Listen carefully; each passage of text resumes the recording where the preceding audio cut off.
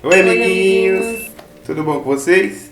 Essa é a Julinha, essa é a Vivi, mãe da Julinha, e eu sou o Juninho, pai da Julinha. Nós vamos continuar falando sobre displasia, que é o probleminha que a Julinha nasceu na perninha, no quadril. Hoje a gente vai explicar um pouquinho do que é a displasia do quadril, como ocorre, quando ocorre, e alguns detalhes a mais que a gente acabou descobrindo aí conforme a gente foi pesquisando sobre o assunto, assim que a gente descobriu.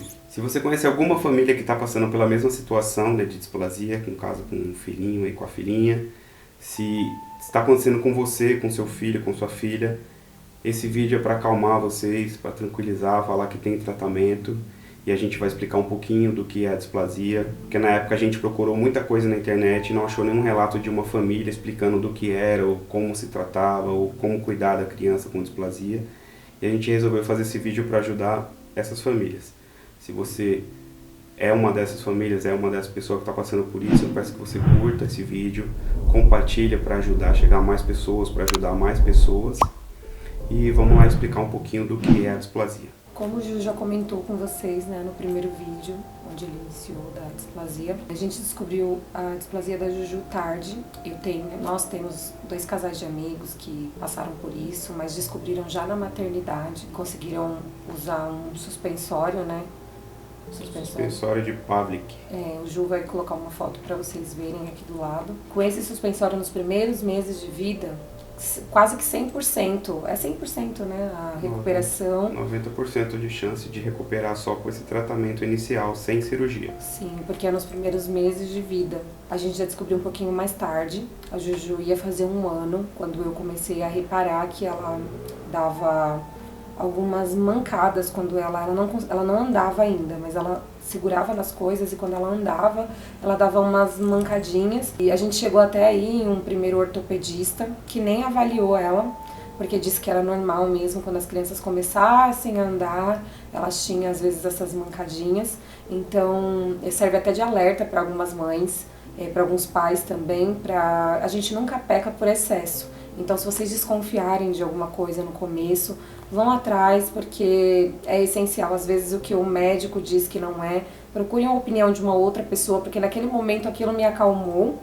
Só que quando a Juju começou a andar, a gente percebeu realmente que tinha alguma coisa errada. E foi quando a pediatra que acompanhava ela desde quando ela nasceu, que inclusive foi um erro dela também, porque ela não fez o primeiro exame com 14 dias de vida, que foi o primeiro contato que ela teve com a Juju. Ela não fez a manobra de Ortolani, que eles fazem na maternidade, mas no primeiro exame médico é essencial fazer, e ela não fez, porque foi uma consulta super rápida. Isso foi passando e só agravando com o tempo. A Juju, ela tem um nível de displasia pequeno em relação a outras crianças. A gente viu que tem vários graus de displasia. O da Juju não é muito, por isso que a gente só percebeu quando ela começou a andar. Questão, só interrompendo, a questão não é que é grave ou não, é porque não tem sintomas. Quem não entende, nunca viu o assunto, não percebe nada, é imperceptível. Eu já vi médicos, já assisti alguns vídeos de alguns médicos falando que é imperceptível para quem não conhece. Só quem é técnico, médico ou especialista sabe. Quando faz a criança, quando nasce, eles fazem um teste chamado teste de Ortolani. O médico segura as 2 perninhas e faz alguns movimentos. Quando a criança tem a displasia, esse movimento do lado que tem a displasia, ele é mais encurtado, a perninha não vai até o final, e acontece também de dar um estralo. O médico já percebe, o diagnóstico é esse estralinho, e ele já testa positivo para a displasia.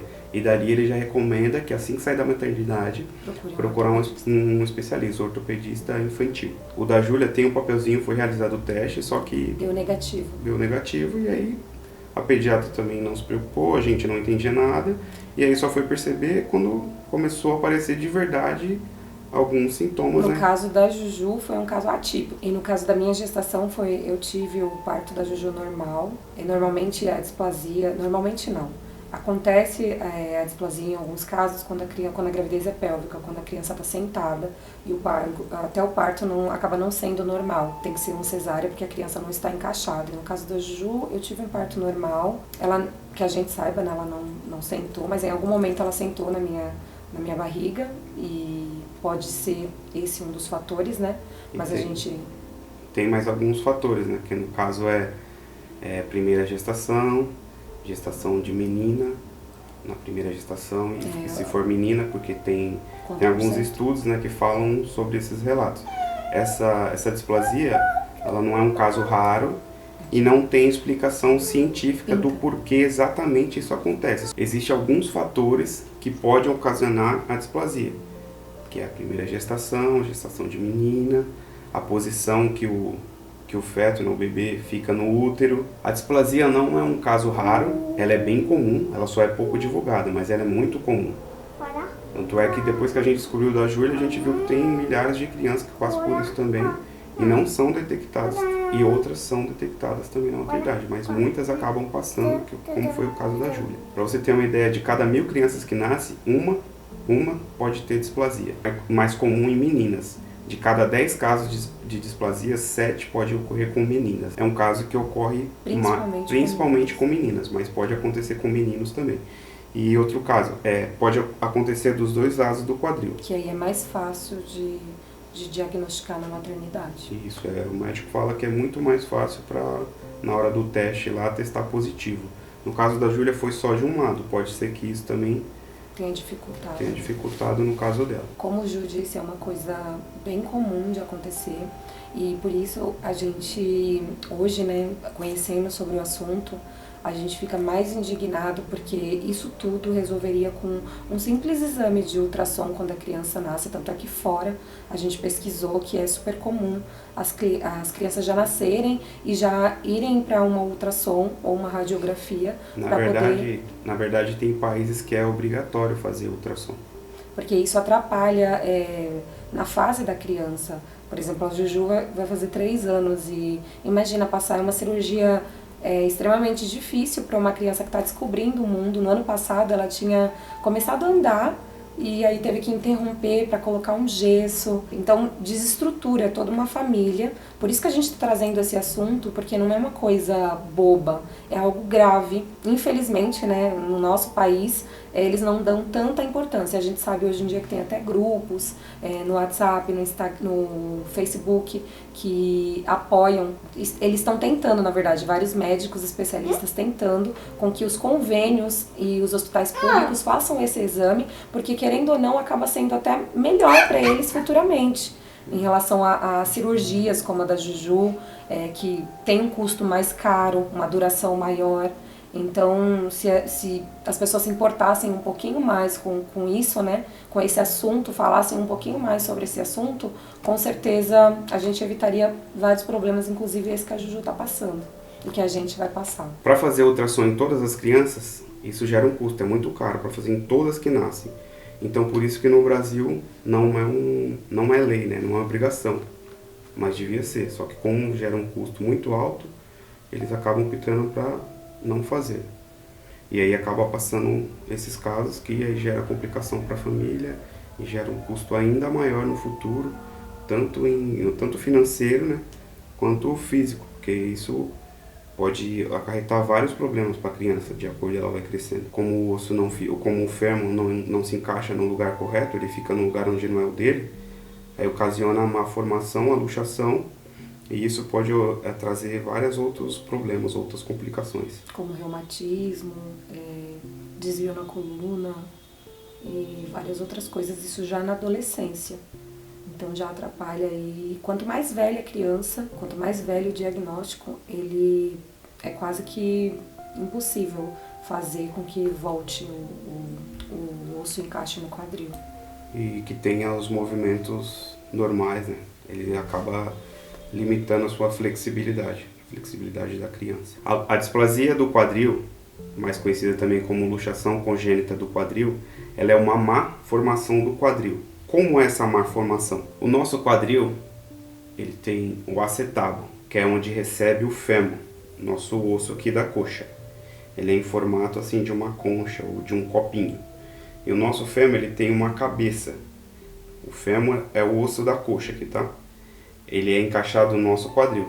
Quando a criança tem a displasia, o fêmur não se encaixa no quadril. Ele acaba indo para cima, o lugar onde não é o dele.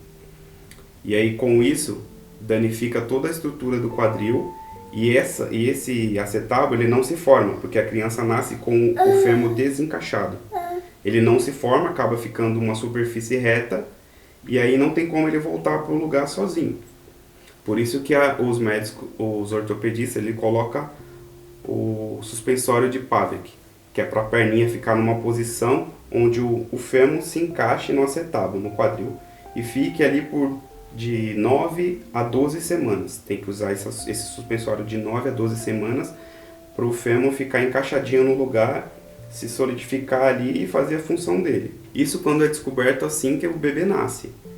Aí dá para fazer esse tratamento com o suspensório até os 6 meses de vida. Depois dos 6 meses, aí é caso de cirurgia. Como o nosso fêmur ele fica no lugar errado, com tudo isso levanta toda a perna, desde lá do pé até lá em cima. Fica encaixado para cima, então uma perninha fica mais curta que a outra. E foi assim que a gente descobriu da Júlia, só quando ela começou a andar que a gente viu que uma perninha era mais curta que a outra. Como eu falei, se a criança usar o suspensório, se for detectado displasia até os 6 meses de vida, o médico vai colocar o suspensório de Pavlik, vai ficar na posiçãozinha certa, vai ficar no tempo determinado. Esse tratamento ele tem 90% de chance de dar certo, de ficar tudo certinho no lugar. Depois é só fazer o acompanhamento com o ortopedista. Se passou os 6 meses, foi detectado depois, que foi o caso da Júlia, aí tem que fazer a cirurgia, tem que procurar um especialista, um ortopedista infantil, tem que ser um ortopedista especialista em criança, tá? Porque ela vai continuar passando aí por um longo período com o ortopedista. A gente descobriu que tem 2 tipos de cirurgia. Tem a mais simples, onde só é feita a incisão, coloca o fêmur no lugar dele, né? Reconstrói o quadril, porque como não se formou, aonde encaixa o osso não se formou, porque ele estava fora, ele acabou ficando reto, não se formou a conchinha. O médico vai ter que fazer essa conchinha no quadril, preparar a cabeça do fêmur para colocar no lugar, engessar e ficar 3 meses engessada, que foi a cirurgia que a Júlia fez a primeira. Passou todo o período, tirou o gessinho, fez o raio-x, a gente descobriu que não, o ossinho não ficou no lugar, porque ela já está num tamanho, numa idade avançada, e o osso do fêmur dela está muito grande, acabou forçando e saiu de novo do lugar.